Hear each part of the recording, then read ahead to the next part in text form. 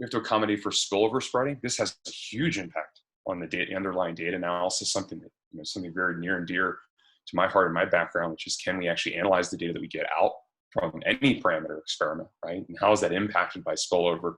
How is that impacting some of the algorithms that we're using to analyze this data? Something we'll touch on quite a bit. Staining index, again, something that we'll touch on quite a bit, right? Which is the ability to separate populations, which in our, in our understanding really is a really good way of looking at brightness. Again, something that we'll touch on. And then finally, antigen density. And really, when we look across all four of these items that we bake into this, and we're considering this in the context of what the experiment we want to do is and the hardware that we have, really 3 out of 4 of these are 100% influenced by and are dependent on the underlying dye quality that we have, right? And the dyes are driving our ability really to uncover that biology. And we're thinking about that very, very differently. Rather than the biology having to make compromises to deal with fluorescence, and we think about fluorescence design for biology. What would that mean? We'll talk about this, but it'll mean less spectral overlap, very clean signals, less spillover spreading, right? What if we could achieve near zero? Very high staining or separation of populations. And the final one is around antigen density. Because if you think about what we do, we take very low antigen density, we map it into the known brightness, PE, PE conjugates, APC. But what if you could tune that brightness, right? That would change your ability even to detect how many low antigen density markers. So we're going to touch across all of these different things today, but I think key concept is to sort of unfreeze around the way we're thinking around panel design and treat this more like, well, what if we could design a fluorophore from scratch? So to touch on the current state of play, if you will, we're going to focus in on really just 2 of the 5 lasers that make up a huge portion of what we do every day in flow cytometry. Really thinking around, well, what's going on, particularly in the blue and the yellow-green lines. There's not much going on in the DPV. There's not much going on in the IR, right? And when we look at the blue, yellow, green space, one of the reasons that we focused in on this, because again, when we have a platform that'll show you that you can design for really any laser line, the reason that we focus there is really because of the amount of cross-excitation. So if we look at the primary exciting laser, for instance, like the PER-CP or the brilliant blues, right? You've got cross-excitation coming from the violet. If it's PE or the PE conjugates, you have cross-excitation coming off the blue line. And again, we have these foundational dyes that we've been using for decades in the field that have this really large impact on the number of questions we can ask across any instrument and a large impact on the data analysis.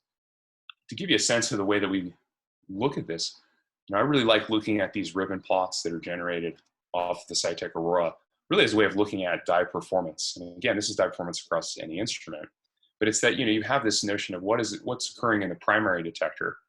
And then you have this signature, and really a signature by definition is the performance of a non-optimal dye, right? Because an optimal dye would only hit its primary detector only, and it would be 0 everywhere else, right? We were designing a system, if you will, from scratch. And instead what we get is we get fluorescence in the primary detector, and then everywhere else we're introducing spread, right? So there's no magic in the notion of a signature. You're still introducing spread, and the more you, if you will, cram into the system, the more and more spread that you're adding.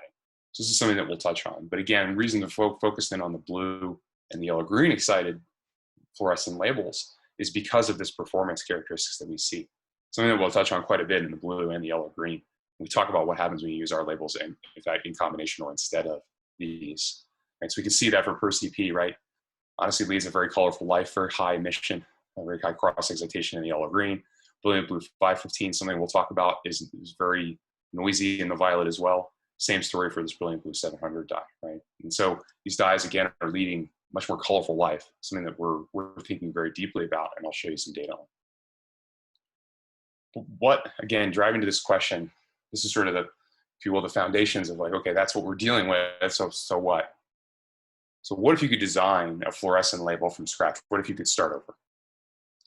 And given that, what would the impact on panel design be? And so I think there's really 3 different requirements, if you will, that you would say, Mike, I want a fluorescent label that does the following, right? And I would like it to be bright and clean. I think that's pretty obvious. I think some things that maybe aren't as obvious are make it silent in the violet. I like to use the violet for multiplexing. There's a lot of spectral space there, right? So I want to decrease that so that the analysis of everything else, the other dyes that I'm using, becomes easier. I think limiting cross-laser excitation, similarly, something that we would all appreciate, very important. I'll skip ahead to the third one, which is a new capability, which is in control brightness, which has a big impact on the ability to look at low antigen density markers, right? What if you could control brightness and do that stoichiometrically and do that across any color? So I'll show you some data on that as well. And the middle one is essentially something that was new, that was given to us as a lot of feedback. People who are using current labels, they said, look, there's a lot of issues in working with some of the current dyes. I want them to, I want this to be incredibly consistent. And I also want it to be stable. And I'll show you some very interesting data today, just how hard you can push this platform. And then our goal really about, making lot-to-lot consistency really something that is no longer a word. So we'll actually share some lot-to-lot data as well, which I think is an important way to say, look, this is how committed we are to the quality of these labels and the consistency of them over a period of time. How do we do all of that? The technology platform we use to go and then, if you will, engineer for these requirements we have for dyes is a DNA-based platform. And what we do is we take small organic dyes and we bind them all into these single-stranded oligonucleotides. And we can anneal them and they self-assemble into this cruciform structure, this DNA structure. And this cruciform structure is actually what enables us to engineer down to the sub-nanometer level the geometry of the interaction in between dyes that we put on that platform. So there's an important distinction here because we can get fret on the platform, right? And that fret, it scales with the square of distance, right? So we can actually change the geometry of the way dyes interact with one another. But this is an important note. It is not a tandem dye. Not in the same way that you're using tandem dyes now, like PE-Sci5 or PE-Sci7, right? There's no degradation. In fact, this is an incredibly stable platform, as I'll show you. And you can use the exact same label you can use as a composition control, right, on any different label, right? You don't have to use the specific CD4 PE-Sci7 as your composition control, right? Where you're using fret, but it is not a tandem. The other part of this platform that's really interesting is that it gives us 4 different arms of this cruciform, which we call clusters, where we can engineer those interactions. So that gives us the ability to tune up and down brightness. And finally, what this also gives us is the ability to hang a single-stranded oligonucleotide off of the end of a phyton structure and use that to conjugate it to antibodies and proteins and other biomolecules. Right, obviously focusing in on antibodies here because we're very focused on flow cytometry. That turns out to be an incredibly efficient way of getting this type of conjugation once you have an oligo onto your antibody. And so we've worked to make a conjugation kit where you activate an antibody, put an oligo onto the antibody, and then you get this oligo-oligo binding, which turns out to, again, to be very efficient because you're relying upon the free energy interaction with DNA. The final part is why there's a tunability that comes out of this, the tunability of excitation and emission, the tunability of brightness, but also the consistency of the fact that we're relying on very well understood oligosynthesis to create these, something that I'll show you. So we'll focus first on this notion of bright and clean, and what does that mean in terms of the label performance? How does it stack up compared to other fluorophores that are out there now? And so the first thing to appreciate it with the 6 labels that we've currently done, and I think there's hints in here about what we're committing to do and how we're designing new fluorophores, again, for flow cytometry and some other applications, is really we think about going in and stacking the blue and the yellow green lines. So we'll spend a bit of time, for instance, comparing to PE dazzle in a moment. But the way that we've done that is by separating the excitation, for instance, of the blue and the yellow green. So unlike PE that has this very wide excitation peak, or these PE conjugates, we can separate those excitation and then step the Stokes shifts out, right? So we can hit these detectors in the blue very, very cleanly, or in the yellow. Right? And these are mapped into configurations that'll work on LSR, for Tessa, et cetera. So I'll show you data today for what's worth off of an Attune, off of a Symphony, and off of an Aurora. And so we took these spectra and published them up on this open source resource called FPBase. This gives some idea of sort of the type of stacking that we're getting, right? And this cleanliness of fluorophores. I think another really interesting thing was the Cytec took our labels, put them up on their full spectrum viewer. And I think this really gives the most clear indication, if you will, of, well, what are we up to and where are we going? Because you can see we're hitting these detectors incredibly cleanly, right? In the blue and in the yellow. And we've got a lot of room, right? And we're not really relying upon the signature of a label to separate them. we're just relying upon that detector. You can see too that there's very low fluorescence in the violet, and I'll show you the impact of that in a moment. And I would say hold this thought around what you're seeing in the red as well, right? The red, APDs in the red are very sensitive. But when we actually went in and quantified this on a panel, we actually saw no spread contribution of these labels into the red. So here's looking at our data actually on an attune. This is just looking at all of the 6 labels that we have now, and it gives you a sense of this cleanliness, right, on a very standard instrument with standard laser powers, et cetera, of what we're seeing. And then I'll show you how this stacks up in comparison to other labels. You can see, for instance, dyes like Nova Blue 530 and Nova Yellow 570 are sort of these fantasy dyes, if you will, where they're only emitting where we want them to, into the desired detectors.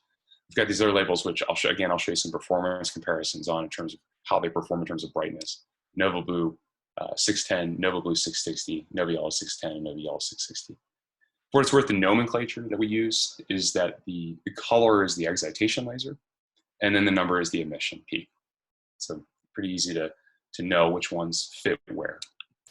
And so to give you a sense of the way that we think around this stacking, for instance, is if you look at manufacturer recommendations off an attune or a Fortessa, right, you'll actually see that there are, you know, some copies here, if you will, right? If you're using PE off of the yellow 1 laser, right, then, well, you're probably not being able to use the BL2 detector. And we see this across a whole number of instruments, right? Like the first time you're using any P or P conjugates, immediately you've gone from a N detector system to an N-1 or N-2 detector system, right? You see that for PE, you see that for PE Texas Red, you see it for PE Dazzle, right? So using those by definition means that you are limiting the number of detectors you can use off of any instrument.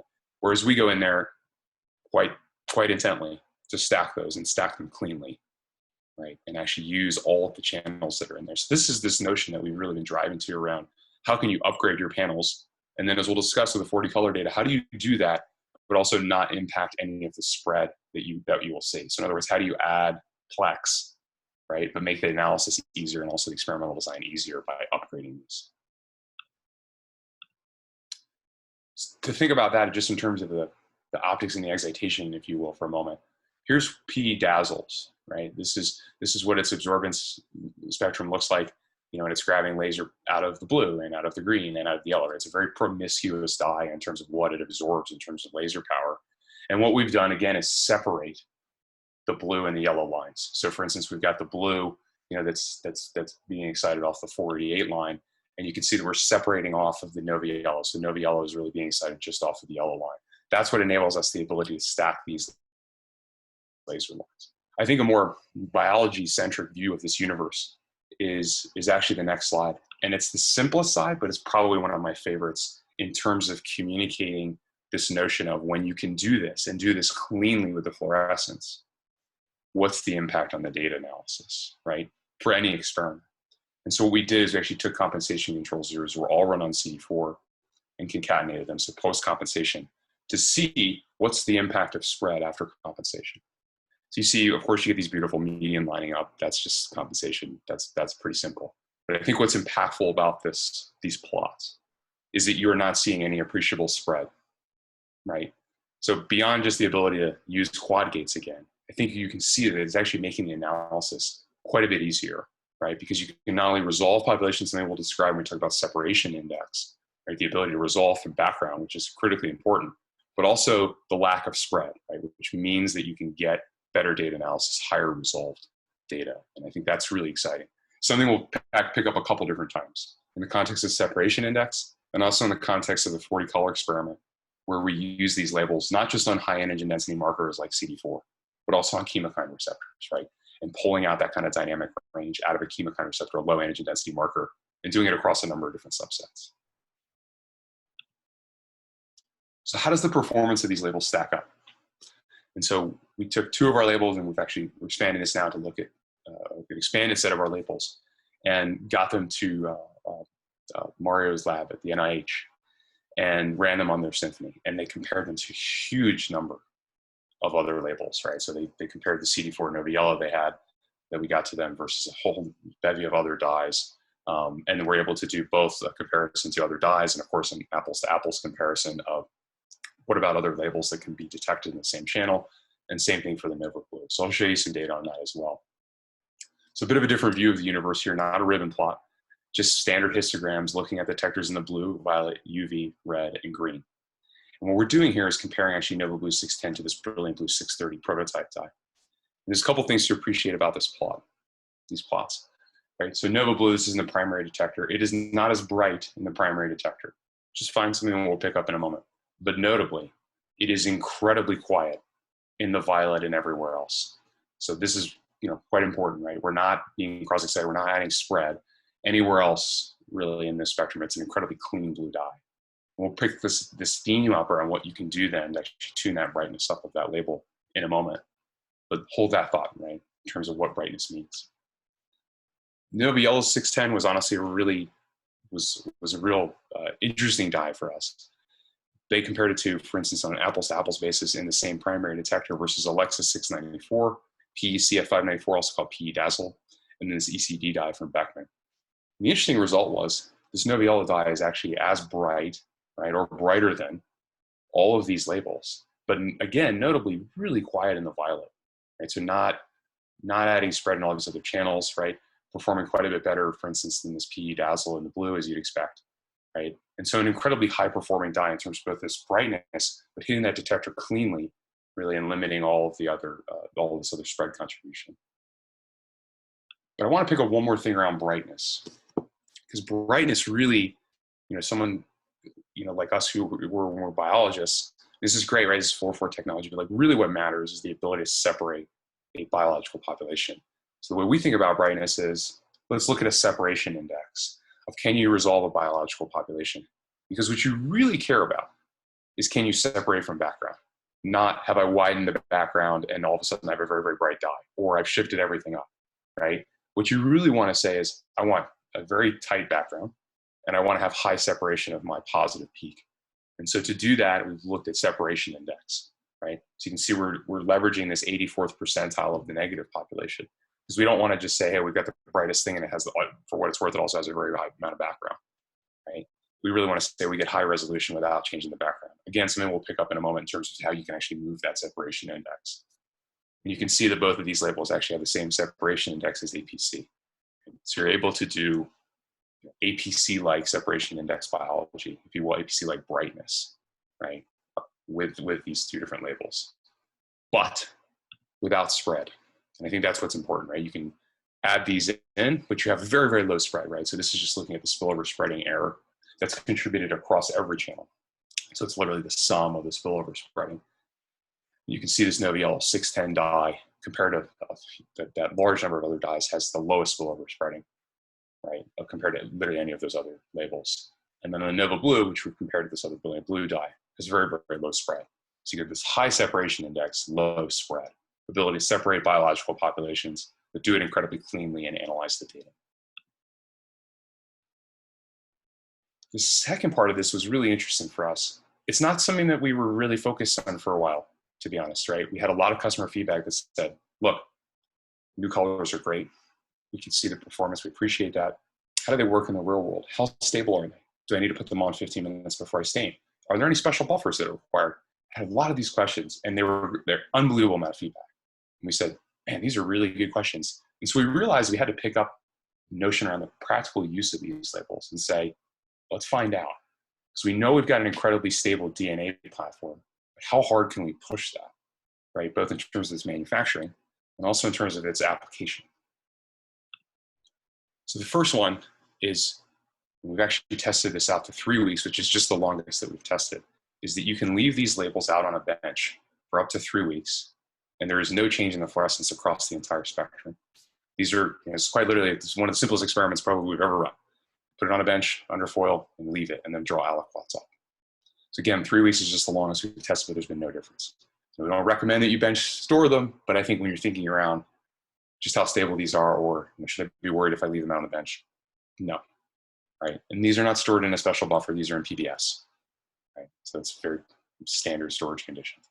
So we had a question, which is, okay, given that, how much harder can you push that? Because clearly this is a very stable platform, a staying in solution, right? And so the answer to that was an experiment that we ran where we took conjugated CD3, so it's the NovaFluors 610 fluorescent label, and conjugated to this anti-CD3. And what we did is stain them, and then we actually fixed them and left them in 1% paraformaldehyde, the cells, for 2 weeks in the fixative. And we came back and ran it versus freshly stained cells. And in fact, there was no difference. I always joke that we didn't realize that this was going to be a COVID relevant experiment, but I think it's very interesting because you can push this platform very, very hard, right? And the reasoning behind that, we think, is that the DNA that I showed you, that cartoon, that DNA actually has more like a cup-like structure. And so it holds it holds everything in solution, right? Because it essentially provides a solubility cage. But also remember, because we're holding that geometry of those fluorophores very tightly, it's an incredibly stable platform that we have that's holding that, if you will, stabilizing that fluorescence interaction. So I think this is really exciting to see. And now we're, as you'd expect, we're testing out now beyond 3 weeks, and we're testing out beyond 2 different weeks of fixation. We're testing different fixation conditions, right? What I'm showing you is just the experiments that we have. So we still have a lot of work to do on different types of fixation. How long can you go? We still have some photostability testing to do, although I mentioned that we manufacture in very standard laboratory environments. We're not doing anything special there. So still a lot of work to do, but I think very encouraging results when we think about what's the practical use of these. Particularly, I think we were talking about with Thelma and Miguel last week around laboratory rotations and who gets access to the lab when. To me, this gets me really excited because I think it also just has a very practical impact where you can fix your cells and rely on that fluorescence, for now, and when you can run the experiment next week or in 2 weeks' time. The other thing that we've been really, I won't say obsessed with, but pretty obsessed with, is the notion of consistency. And that has a couple of different touch points. So when we're running some of the experiments that we run, and we're comparing a lot of these fluorophores, we're also, just like you, ordering a lot of antibodies. And so we started looking at lot to lot consistency. We realized, okay, sometimes we're not getting exactly what we got the last time. And the other thing too that we started looking at was we started looking at the data sheets that we were receiving. And we said, okay, this is interesting. So what we've done is make 2 commitments. One is we're actually always we're always publishing our lot to lot data, right? And so that's what I'm showing you here. So I'll speak to that in a moment. And the other thing is that we always QC on cells every time. We don't QC on a cell line, right? We don't QC on soluble protein. It's QC'd on PBMCs every time. So every time we make a label that has this, with a lot, it's QC'd on cells before we ship it out. And I think that just addresses, honestly, some of our own frustration around, what am I getting, right? When I have that fluorescent label.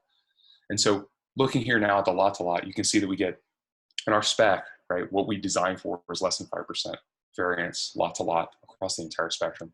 You can see we've really achieved that to an incredible degree in the Nova Yellow. We've got less than 3%, for instance, off this Nova Yellow 570. Off Nova Blue, you've got one label that's got less than 5% variance here, right? And all the other ones are spot on, right? This is a lot to lot 1 to lot 2 comparison. If you look at this on flow cytometry, which we've done both inside of our lab, and we're also having other labs take a look at this to say, hey, look, please prove this out for us on the flow cytometer. You see CVs that are always less than 4%, right? So I think it's really, for us, it's important because now we want to make a commitment that says, look, that label that you order now and you order 5 years from now is going to be exactly the same. All right. Mike, please go ahead. Let me go ahead and interrupt. You've got a few questions. So one question is, are we selling antibodies or conjugation kits for the NovaFluor dyes? Yes. So we are. So are we selling? We're not selling a large number of conjugated antibodies. So right now what we have is we have a CD4 testing kit. Those are the only conjugated antibodies that we sell, right? So we have both a mouse and a human conjugated CD4 kit. So you can look at all these labels on your cytometer, characterize an SSM, think around how they would be incorporated into a panel. And then we also offer all 6 of the labels as a conjugation kit, and then also each of the individual labels as a conjugation kit. So in a bit, I've got a schematic of that conjugation kit.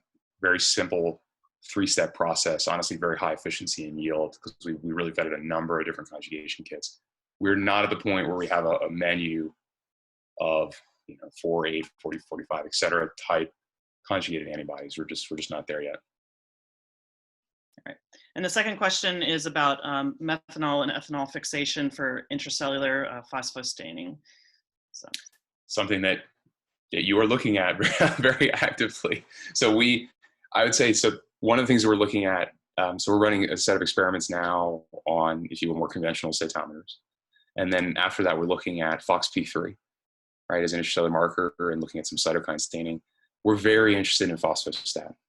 I would say that that's an area too where we're very actively looking for collaborations for labs who are doing, actively doing phosphostat staining. So if that's something that's of interest, I think Sed and I would be really interested to talk with you. Is that right, Sed? Yeah, definitely. That's something that we really want to see. And I think to the point, it's something that gets me very excited relative to the fixative results and just how stable that platform is. Because while we can test it in fixative, I really want to test it, to your question exactly, with phosphostats, intracellular, and I'd also really like to see it multiplexed.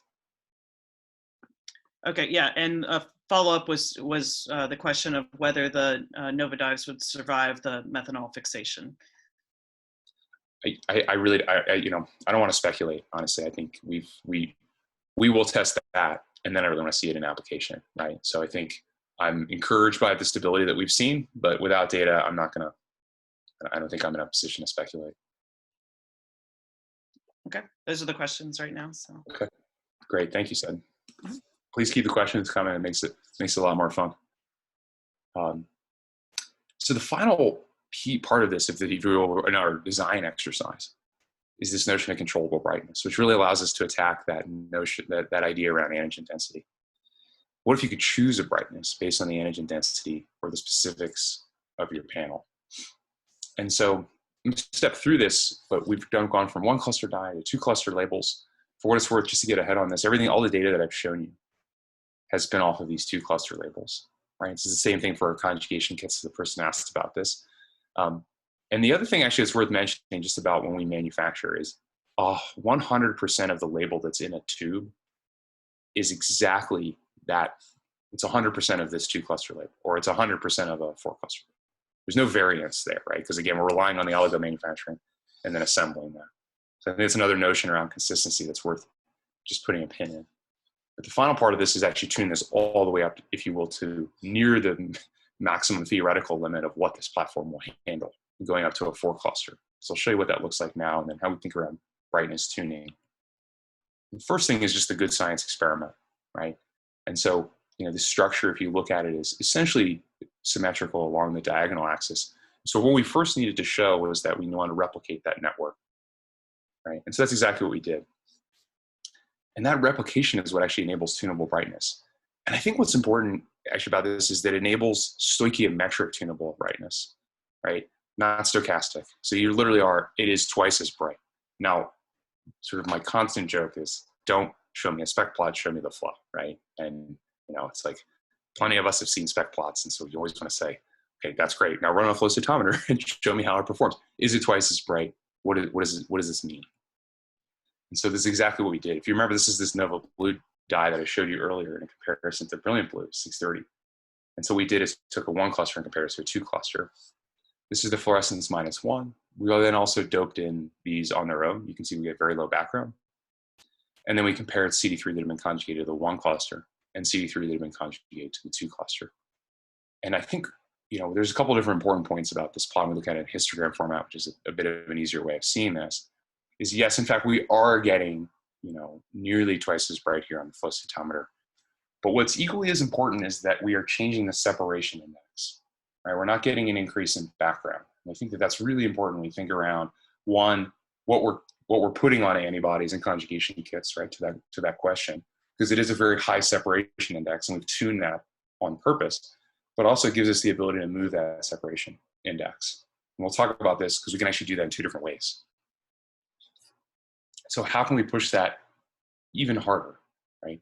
And the way that we did that is we actually took this Nova Yellow dye, this 4 cluster Nova Yellow, and created a 4 cluster label out of it. Already a very high performing dye. You've seen the brightness of it already.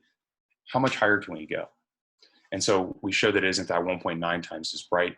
This is just a normalized result. You can actually see that the 4 cluster label, just when normalized, has this increment of less spillover. And it's just because the geometry off 2 of the 4 clusters is really, really incredibly well dialed. And what we did is compare that to PE. So this is again a 2 cluster NovaFluors versus a 4 cluster. In fact, we do see we get nearly twice as bright off of a flow cytometer. Couple of different points to make around this figure. One, the background. Yes, there was high background in this experiment. We've actually come up with a blocking solution for what it's worth. This is actually because this label is binding to monocytes and macrophages.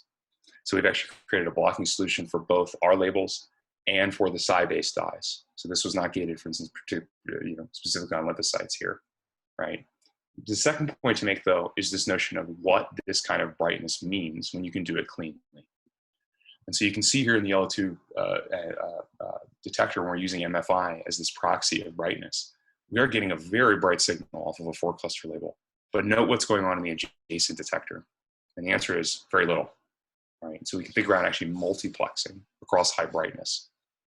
So the final part of this is like, if you look at that versus PE, right, where you know that you're getting incredibly high brightness off of the primary detector, but there's a cost of doing business there. What we say is, look, we can achieve PE-like brightness, PE-like separation of populations, but then you could do this across multiple markers and actually think about multiplexing there. So to the point, there's been a lot of interest in this, and I'll actually say for one moment, there's actually got 2 different brightness tuning strategies if you think around the way that this is occurring. We can change the brightness on the platform, and we can also control the number of phitons that are on an antibody or on a molecule. So we're very actively investigating both of those, right? So these aren't in commercial products yet. This is more of a capability that we're very actively investigating. What do those investigations look like? People have looked at EV detection and extracellular vesicles. Can we trigger on fluorescence? Acquire those, particularly on more types of flow cytometers. Can we replace PE and PE conjugates for these undetectable drug targets where we want to do it very cleanly? We want to have something very bright. The other one is, can we do simultaneous checkpoint inhibitors, right? Simultaneous, possibly low antigen density marker detection, for instance, for earlier detection.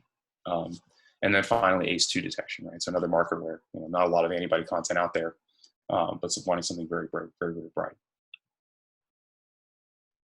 So hopefully I've shown you this data that's really across the 3 requirements, if you will, in our design exercise of what would a new fluorophore look like: bright and clean, consistent and stable, and controllable brightness.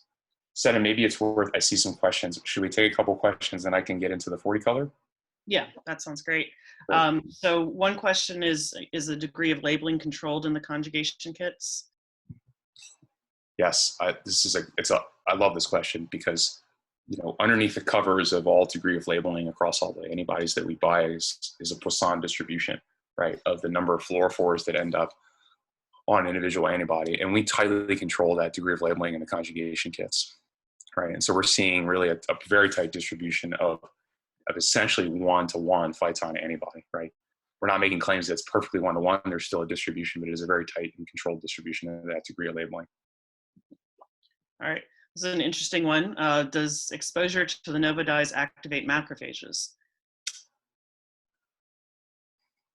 Have we tested macrophage activation? No. We did a lot of these. I had a lot of these questions early around what does the DNA structure, is the DNA structure recognized by receptors on the surfaces of on the surface or inside of cells, for instance, the TLRs or nucleases.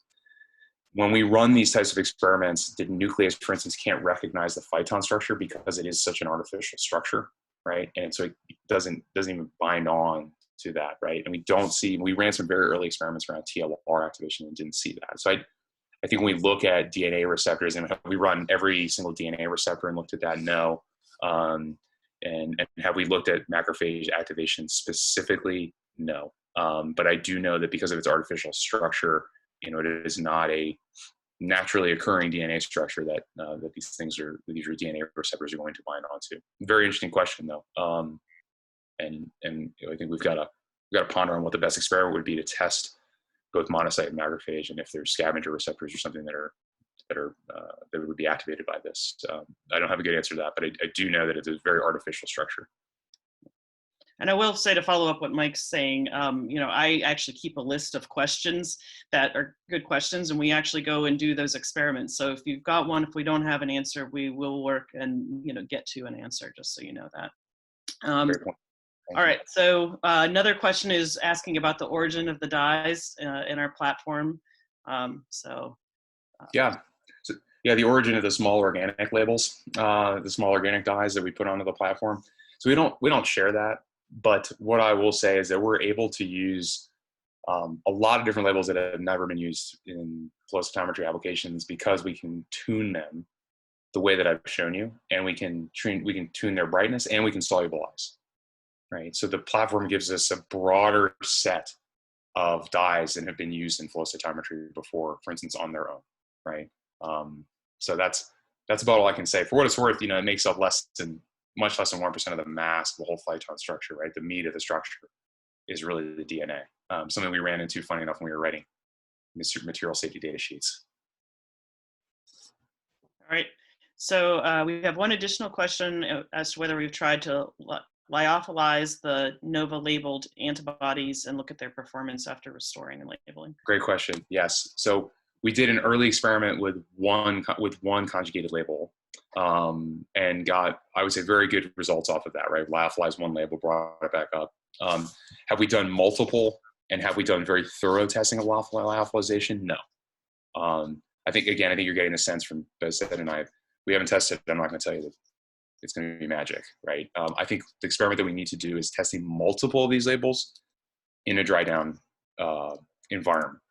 Again, I'm very encouraged by the stability of the platform. I'd like to see it. I'd like to see us take 6 or maybe even larger number of fluorophores, because we are developing a large number of colors, lyophilize a whole master mix down, and then bring that back up and compare to fresh. So, Seddon, does that make sense? Yeah, absolutely. And then the last question is actually a question of whether we're planning to conjugate to metals in terms of, so that they could also be used in, say, a Cytoph platform. Interesting. I think, yeah, so could we put metals onto the phyton structure, I think, is the way I'm interpreting that question. That sounds like that's the question. I'll make sure there's clarification, but yeah. I'll take a couple different angles on that, and hopefully there's a follow-up to that. So for one is, we've seen that there's a lot of people who have antibodies that are ready for conjugation because of these MaxPar kits, right? And so to speak to that, all we require for a conjugation is a 1 mg per mil concentration, and protein free is the recommendation we give, because again, we're activating the protein to put an oligo onto it.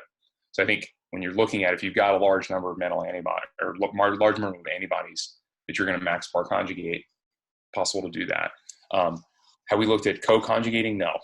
I'm not as familiar with the MaxPar chemistry, what that's relying upon, if there be interference there. I would say on the metal, on the phyton side, it's entirely feasible, right? Because of the chemistry that we're using. Have we looked at it at all? No. That just hasn't been a focus. Transparently, really, it's really been about, for us, more colors and also getting it onto content, right? Other than proving out sort of where we are now and showing this, really the focus right now is in a lot more colors. So we've actually put out a marker to say, like, end of June, you're going to see more markers released at one time than, more colors than you've seen released at one time in 1 year than anybody's ever seen, right? So I think, again, had some discussions there, but never tested it. Okay. Last question is about the current shipping time to Switzerland, and I think I think I can answer that maybe a little better than Mike, because I'm actually sort of in process of like shipping those out. We can actually ship pretty quickly. We're still trying to figure out what the best partner is in terms of making sure that things, every once in a while we've gotten things hung up in customs. So if you have any recommendations on the best delivery, that we will certainly take that. But we generally try to send out on a Monday so that it's delivered at the in a few days, basically. Okay, one last question. Have we observed any aggregation of phyton labeled antibodies, especially in multicolor scenarios? Nope. No. And awesome question. Totally understand where you're coming from there. I mean, and I think we've all had those issues with other labels, and the answer is no. We haven't seen that aggregation. And let's actually take that out and put it into a couple different scenarios, actually, though, right? So we haven't seen it when we've done our multicolor experiment that Seddon has run, right? We haven't seen it when we've done just NovaFluor experiments, and we've run a lot of them, just NovaFluor experiments, for instance. And, we've also never seen it when we just co-incubate a number of different labels together. And again, a lot of that is due to the structure itself and this notion of it being incredibly soluble right? So the DNA interactions are that's just not happening, right? They're held in solution. And we keep referring to this as sort of like a solubility cage or like a water cage, right? And so you're not getting that, you're not getting any aggregation. So I've never seen us get aggregation. And we're pushing, I mean, said, and particularly in the next couple of weeks, we'll be pushing that to its absolute limit because, you know, as we develop new colors, right, we're going to be putting a lot of NovaFluors into one tube, right? I mean, to the point where, you know, we were joking around running into volume problems around the staining, right? So we've got to get these in a highly concentrated form. I don't expect us to have any aggregation issues because of this DNA structure. Okay, we've got a few more. Are we developing any colors that are excited by the BUV laser? I've heard of it. No, I'm just kidding. I don't want to make light of that question. I think you can appreciate, based on the fact that it is a design platform, that we can go after really any laser that we would like to. I think what we've observed is, you know, it takes a really interesting amount of development time, if you will, to go after a new laser. But once you have a new laser, if you will, close to you, then you understand a lot about it. And then a lot of the hardware comes in making long stoke shift dies off of an individual laser. I think I can't give you like a firm answer on that question, honestly, because I think we've got a lot of different things that are in the pipe. But what I'll say to that is, I'll take the inverse of the question, which is there is no laser that's not accessible to us using the platform. And the goal would be to use this exact same requirements because we designed for this. And I think that's maybe the important point to make is when we look at designing a fluorescent label, it's not a one-off. We look at designing for an entire experiment, right? Literally at the entire spectrum. What's the cross-excitation? How clean is it? What is the spillover spreading? And so when we think around a laser line, be it BUV or name any other laser line, we're thinking about it not in the context of it just being a UV label, but what does it do in the violet? What does it do in the deep UV? Is there anything in the blue? So I think hopefully you're getting a sense of the paradigmatic approach we have there, because that is really important, because as we vet new dyes on this platform, we kick out plenty of things that wouldn't perform well, so that when you put it in the lab, it has this kind of characteristic. So not much to say on that. I say for new colors, I think interestingly put out 2 different webinars at the end of June, same day, different time zones, and said, look, you show up then, we'll show you how many new colors we got and where they are. And I think that speaks to the deterministic engineering of this, right? We know how to create new fluorescent labels on a very intense cadence. All right, and the last question is, what are the costs for the 100 microgram conjugation? Sure. Yeah. So we've worked to make them competitive with antibodies, which I think is honestly super exciting. And so the 1x100 microgram kit for an individual color is $460 US. So, and that is very much on purpose. The goal is to say, look, you could go and buy an antibody. That's fine. Or you could literally plug and play these to upgrade your panels and have it be essentially the exact same price as a more premium type antibody. Oh, and it was a question of what about kits for 1 milligram? So, awesome question. So yeah, if that's of interest, I'd say let's definitely connect. We have the ability to create those kits with our partner, but that's something that's worth discussing, because we don't just offer that off the shelf. But is it feasible? 100%. So more just reach out to us and let's figure out, you know, if you need MIG or more than a MIG. We've done that. We've also had quite a few discussions around custom conjugations as well for people who are at a MIG and up.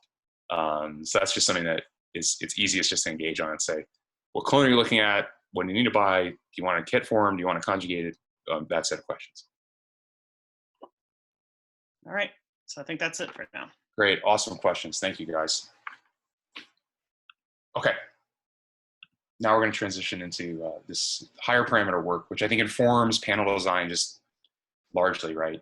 So how do we take what we can do at the very, very high end and have that inform what we do across an cytometer? How do we look at dye-dye interactions? So we did, for testing this NovaFluor performance, is we took this 34 color backbone panel that's been shared by Cytometry, right? So this is up on their website. And we took the 34 colors and 34 conjugates that are commercially available and use that as our backbone. And this was really to test this notion of, can you now upgrade a panel and what would the impact be, right? So there's two questions in there. And the third one would be, for all cytometers, what's the impact of just putting these in, right? Because if you think about it, we're pushing this to its absolute asymptotic limit on the colors, right? Whereas in other cytometers, you'd really be doing replacements. You wouldn't be running BB515 or FITC, you'd be running NovaBlue 530. You wouldn't be running PE-Sci5, right? You'd be running Nova Yellow 660 because you could stack them. But I think I like seeing this because it's like, how hard can you push this on this type of system? So what we did is we took these 6 labels and plugged them and played them into this panel. And so, and I think the other note to make here, and this experiment was run by Sed, and there's some elegant pieces here I want to kind of take apart. But I think the really important point about the markers that were chosen here are they're not all just high antigen density markers. We've got hemokine receptors in here, right?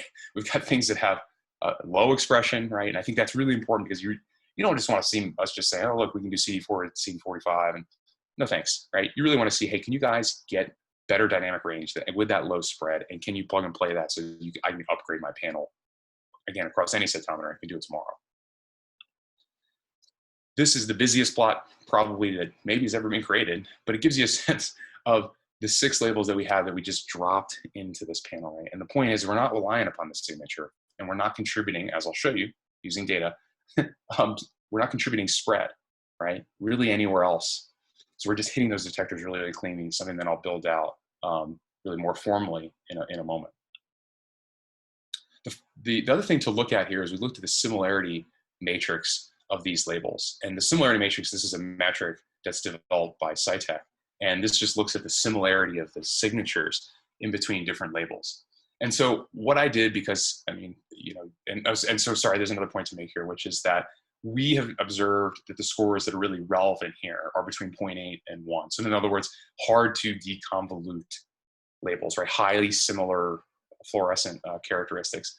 So what I did actually is just cluster that to look at, are there families of labels that are highly similar, right? When we're thinking around these experiments, or even thinking around how to replace them on other conventional instruments.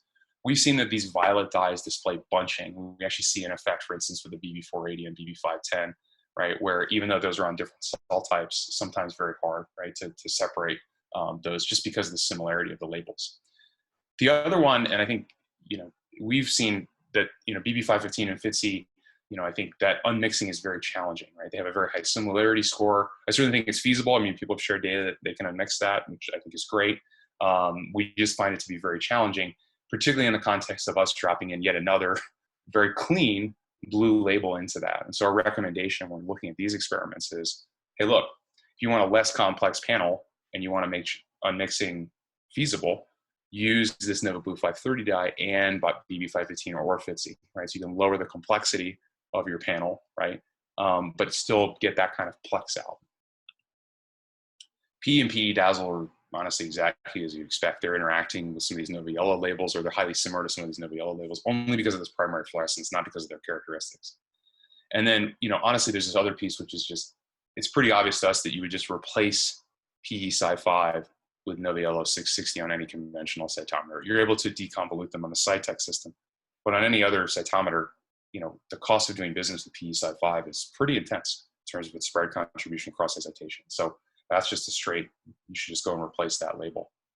The other way that we've looked at this, though, that I think is equally as interesting is, because we're hitting these detectors so cleanly, you can actually watch as other labels. We're just looking at the primary detector here. What is the primary detector of each of these labels for each of these biological molecules?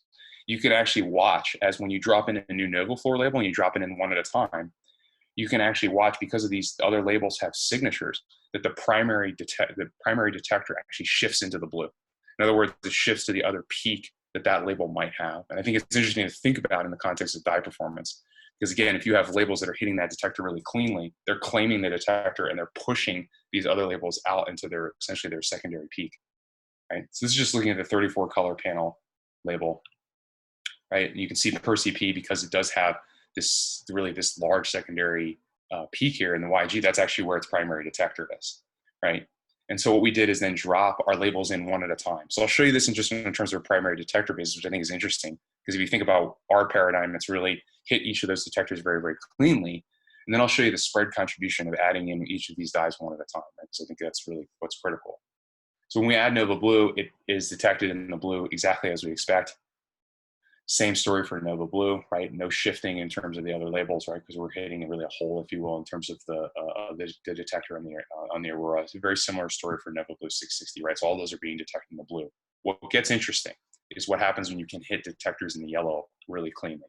So when you drop in Nova Yellow 570 that has, again, that very clean YG1 detection, you can actually see that we push PE off into its secondary fluorescence peak, and it's detected in the blue as its primary detector. Same story for Nova Yellow 610, which, if you will, claims the YG3 detector very cleanly and pushes PE dazzle into its secondary, right? Same thing for Nova Yellow that claims this YG5 molecule, YG5 detector and pushes PE Cy5, right? So essentially, these dyes are a little bit pushy in the sense that they claim the primary detector, and because these other labels are very messy, it pushes the primary detector off into the blue. Which I think is interesting, right? Just in terms of how this is lining up and how we think around it. It's essentially attacking laser lines. But I think a more relevant point for the biology is, what does the spillover spreading look like? And so Seddon did a really, I think, beautiful experiment on this. And so what she did is take the spillover spreading matrix of this 34 color backbone, and then took of each of our individual labels and dropped them in one at a time to see what's the impact on spread. And so the way she did that, again, dropped these labels in one at a time and then took the delta of the SSM. So you add one label and then you see, well, what are the differences in spillover? Because again, if you have an ideal dye, you add a label and there's no impact on spread, right? And I'll show you what that looks like for each individual dye. I think it has big impacts, not just on the Aurora, but any cytometry. So again, we just dropped in Nova Blue 530 here. You can see that spillover spread is specifically increased exactly where you expect it in BB 515 or FITC. But I think what's also important is what you're not seeing. There is no other spillover contribution here, right? And I think that's really interesting. It's marginal everywhere else, right? So for a conventional cytometer, it's pretty obvious. You'd say you'd use Nova Blue 530 because there is no eventually near zero spread contribution. For the 610 and 660, note that the y-axes are wildly different here. There's little to no change when you add these labels in. So you're adding plex and you're not getting any essentially cost of doing business in terms of spread. Looked at this also in the Nova Yellow, and the yellows perform honestly exactly as you predict. Nova Yellow 570, small changes in spillover for the labels that it's very similar to, although I note very, very small. Small change to spillover for PE Dazzle for Nova Yellow 610. Small for PE Cy5. So it adds spillover for these labels that these labels are honestly intended to replace. But there's nothing else, right? There's very little spread contribution anywhere else. Not in the violet, not in the blue, right? And I think that's the beautiful part of these labels, is that you can add them in and not contribute spread, right, to elsewhere in your panel, right? And I think that's the interesting part of this, is that now you can think around this notion of upgrading panels, be it on an Aurora instrument, be it on any instrument, right? And not add really appreciable spread anywhere. And that's the sort of the TLDR, right? It was too long, don't read, near zero spread added to other channels. It's the impact of that, right? And I think the answer when we think around panel design is easier experimental design, right? It's literally, I mean, the goal is plug and play, right? Higher resolution of biological populations, higher resolution of biological populations, something we touched on in this notion of separation index, something I'll show you some data on in a moment. And then also easier data analysis. I mean, high plex, but easier data analysis. I mean, that to me is the exciting part, right? How high can we go and how cleanly can we do it? We've also taken this data and wrapped it up, made it hopefully fun and easy to understand, right? And so Miguel mentioned earlier that we published this in the context of a white paper, and we also shared the data simultaneously, right? Took that data, put it up on Flow repository, put it up on our GitHub site, and that's on purpose, right? And it's on purpose to say, here's the data, right? And you can hear Seth and I are very, I don't know, maybe data obsessed or data centric, right? It's also that, look, this is an interesting resource in terms of panel design for any instrument. You can look at the impacts of adding these labels. This is actually the subway plot, though, that we created for looking at phenotyping, which has taken on, honestly, a life of its own that I didn't fully expect, as a way of just expressing, population hierarchies. And we just mapped in the biology into this, right? We were able to look at 32 subsets by manual gating, which we expected. But I think the really cool thing about this is we took those NovaFluors. And again, if you remember, we looked at all the chemokine receptors. You can pull out a lot of biological diversity down at the chemokine receptor level, right, across a number of these different populations by using these highly resolving NovaFluors, right, that again aren't adding appreciable spread anywhere else into your phenotyping tree or anywhere else into your biological activation markers, etc. To me, that's very exciting, right? How to put a mandatory t-SNE plot in here, it's like I have to check that box, right? And you always have to point out sort of like B cells, yes, they're CD19 positive. That's not the interesting part of this. The interesting part of this to me is that now that we've added 6 new labels, right? In gray here are all the things that we just haven't manually gated. So there's a lot of biological complexity in here that's still to be determined, right? And we make fluorescent labels that enable that kind of thing, right? We're not in the business of phenotyping them, but this is what's exciting about sharing the data. Go look at it. Let's go figure that out, what that is. To that end, someone actually grabbed this and ran FlowSum on it, for us, and was looking at the populations, right? Which I think was really exciting. And we actually just put that in the white paper, right, after somebody ran it. I thought that was a great example of what's possible. And when you've got the ability to add this kind of plex with that low spread with these clean fluorescent labels. As I mentioned, we shared the data. It's up on our Phitonex.github.io site. We also share the analysis. So there's a workspace up. It's with that. It's got the TC in it. It's got all the manual gate. And so I've had some great conversations with people around that. And then we've got the Phitonex NovaFluors. As I'm seeing now, we actually put the Swiss flag actually on the cover of our white paper. Maybe that was for Miguel and Toma. And finally, how is a question. I think someone already asked this question. How do you use these? So we have both a human and now also a mouse CD4 kit. So if the human is SK3, the mouse is RM45.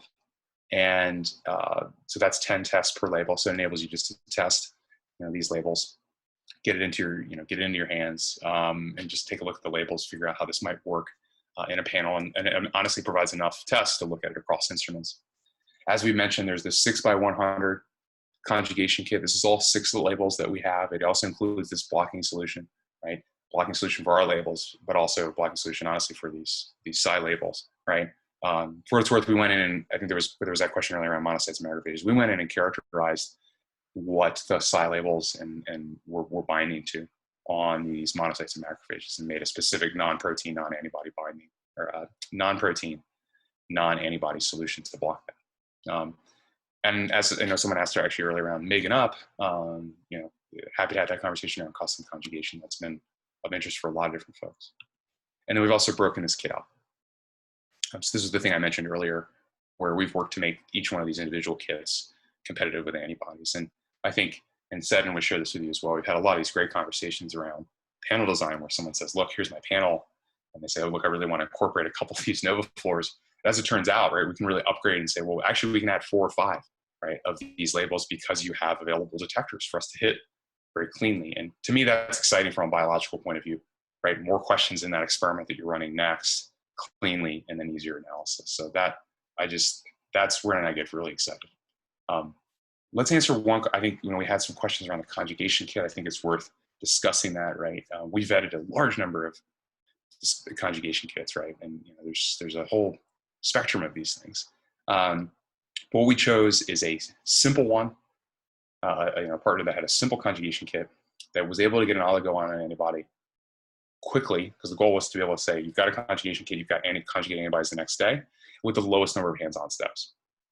And so what this looks like is, the first thing you do is activate the antibody, and then you're adding this unique sequence, right? You're adding this ssDNA linker. You incubate that, and then you come in the next day, you quench that reaction, spin it, right? You resuspend it, and then you're actually incubating it with this Phyton that's got this single-stranded oligo. Right? This turns out to be, in our testing, 60–80% efficient on this end. Then you literally heat it in an heat block, which we found out works, and then you cool it slowly to 4 degrees, and then you're ready to go.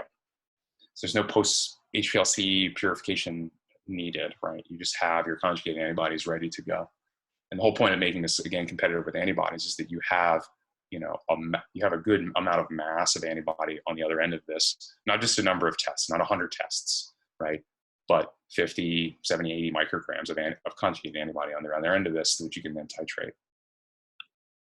So hopefully I've shown you some of the capabilities: bright and clean, consistent and stable, tunable, but also I think this really important notion, certainly some things you've seen off the Aurora, but really any instrument, of this notion of plug and play. And then really the drive to say, hey, how is this fluorescence that enables biology, not biology that we're trying to really deal with the compromises of fluorescence to get done. So be happy to discuss, take any questions that you guys have. And again, if we don't have time for the questions, or you got a question you think about later, you can either email me or Seddon or info@Phitonex.com. Probably the easiest one to remember, and be happy to connect. Okay. So one of the first questions is looking at, have we tried to label any proteins other than antibodies? So you've talked about the conjugation chemistry. Not yet. We haven't done that, but it's a very standard conjugation chemistry, right, where we're activating lysines on the antibody. And so there should be nothing preventing us from doing that on a protein. All right. And the second question is, what structure on the cells is the blocking solution blocking? CD64.